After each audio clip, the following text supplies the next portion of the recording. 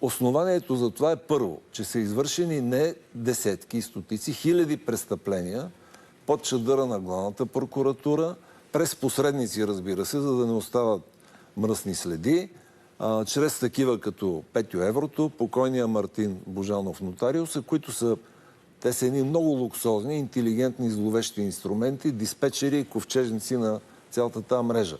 Вътре има толкова много висши магистрати, прокурори главно, които са лапали, а може и да продължават да лапат. Това са кървави пари, разберете. Става дума за тежки престъпления.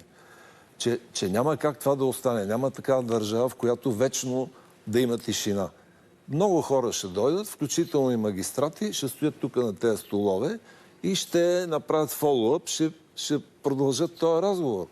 Може да бъдете сигурни. Защо вярвам в това? Защото чисто аритметично огромната част от хората в съдебната система са нормални, почтени, но са под натиск и ги е страх. Просто ги е страх. Колкото и да не може да си го представиме, има съдии, които много ги е страх, има прокурори, които много ги е страх, има мрежи, в които има служители на МВР, ГДБОП, ДАНС особено, съдии, регионални, окръжни, които така са навързани, че трябва някой да ги разкъса, за да се пръсне този цирей и да почне съдебната система да работи.